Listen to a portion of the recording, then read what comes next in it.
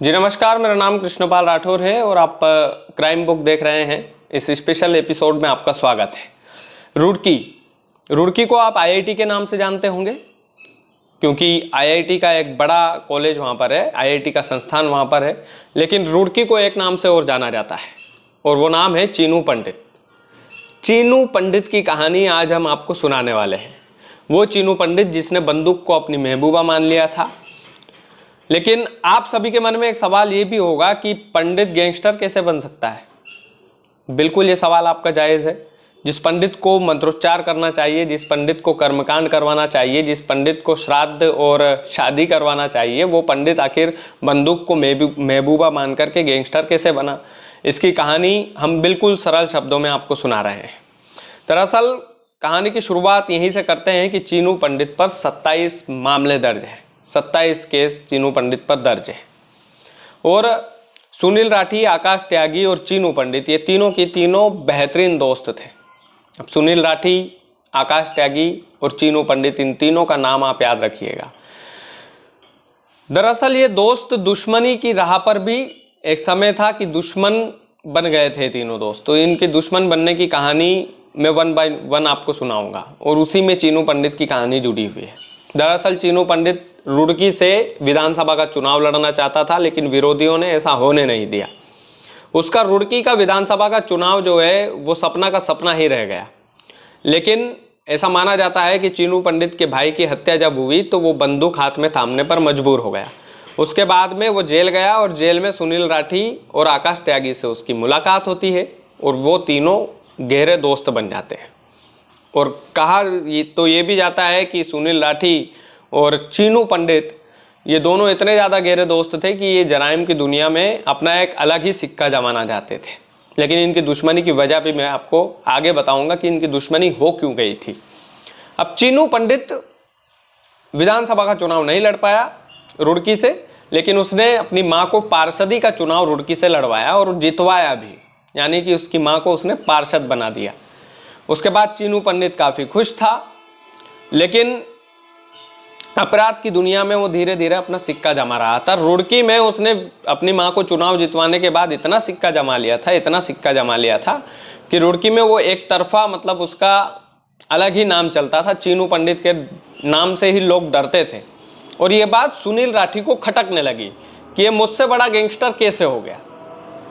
और सुनील राठी पश्चिमी यूपी का सबसे बड़ा डॉन था, सबसे बड़ा गैंगस्टर था।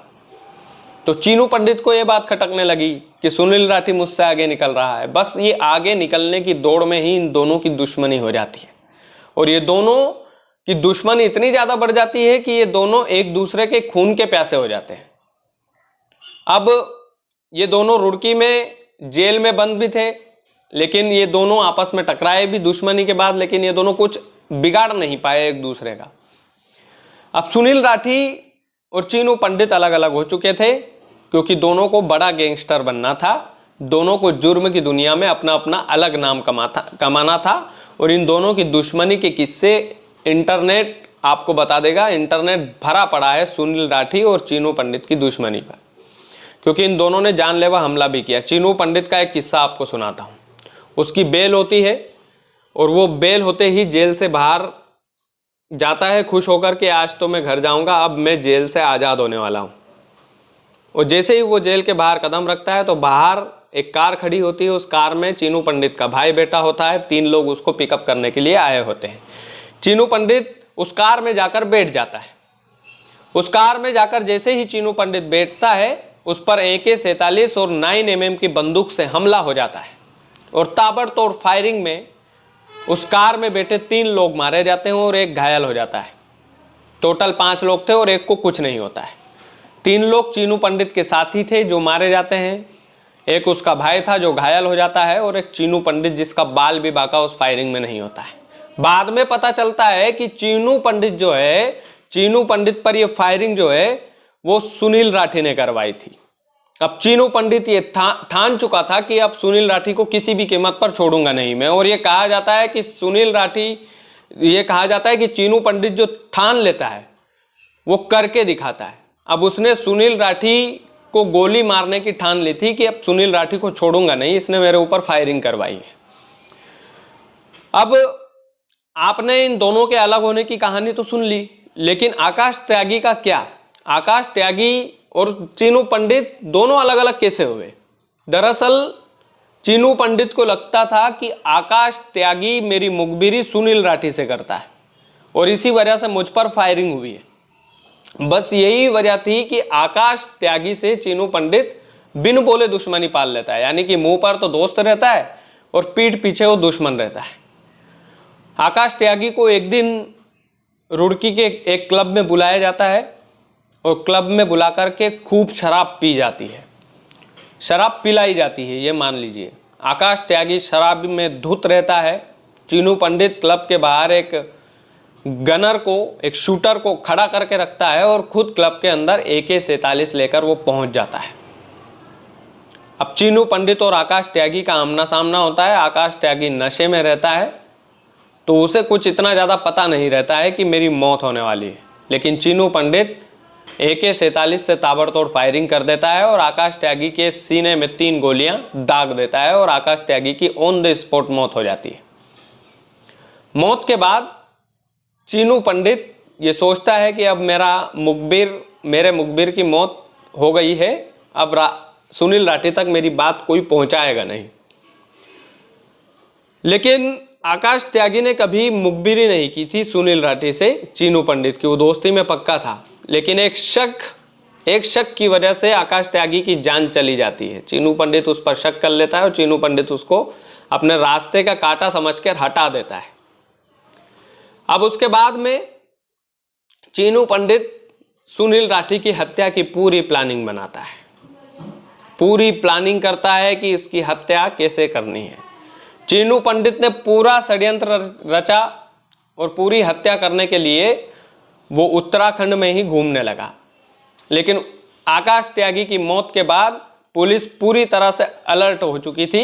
STF के जवान लगातार चीनू पंडित की खोज में उसको जगह जगह पर ढूंढ रहे थे।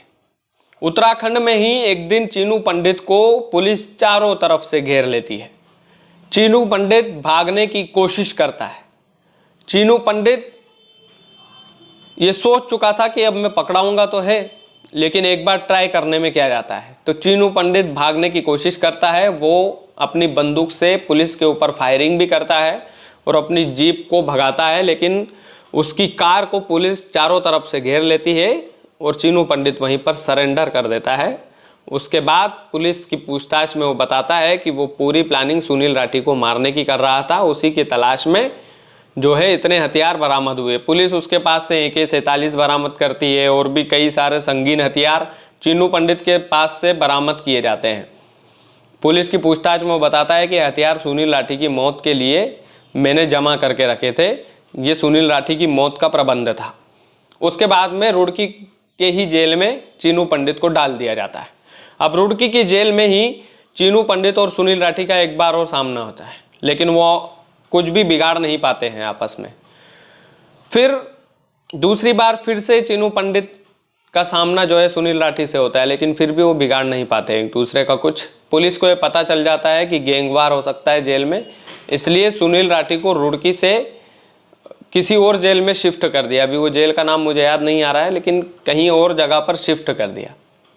उसके बाद चीनू पंडित जो है रुड़की जेल में काफ़ी दिनों तक बंद रहता है। फिर एक गैंगस्टर की वो मौत, एक गैंगस्टर पुराना छोटा मोटा गैंगस्टर था, उसको मौत के घाट उतार देता है जेल के अंदर बैठे बैठे से ही।